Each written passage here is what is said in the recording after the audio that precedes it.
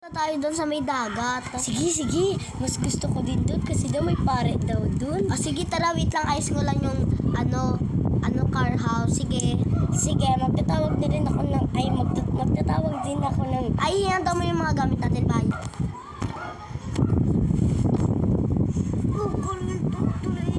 Sino yun, Bes? di ko alam. Bes, stop. Bakit? May nakikita ako. Ha? Wait lang, dito tayo mag-stop. Oh, hala. Ano yun? Bes. Hala. Bes, Grabe. Ano yun? Tignan mo sa likod. Tignan mo sa likod kung nakasunod siya. Tignan mo. wala Bes. naman. Wait lang, mag-stop over lang tayo, ha? Bis. Tara, baba, Bis. Ayoko na. Ako lang. Wait lang, mag-detect lang ako, ha? Wala naman na-detect, hindi tumutunog. Ano kaya yun? Patuloy mo ng drive mo. Takot na ako. Pinagkalibutan. Ano? Tutuloy pa ba natin to? Sabi niya kasi wag daw kaya tayong tutuloy, eh.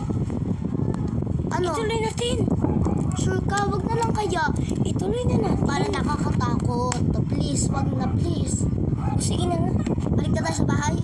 Sige, wait lang. Stop over lang tayo sa may sa may Jollibee, ha? Sige.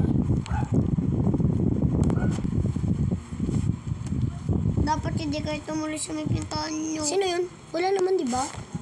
Di ba, Bis? So, guys, so, hindi pa namin inaasahan to ni La Sherilyn. Hi po. Nila Yuan. Hi po. So, si Yuan po nandito sa tabi namin. So, nakita nyo po ba, guys, nung habang nagre-record kami, pababa po kami ng babaan, may nakita po kaming private server po to. So, kami lang po. So, may nakita po kasi kaming lalaki na parang monkey gumalaw. Monkey yun? Parang multo. Black siya, oo, black. So, Black. nagulat kami, kaya, nung bumaba po talaga kami. So, ang gagawin lang po sana namin content ay, pare, kasi parang may CEO daw po yung pare, ganun.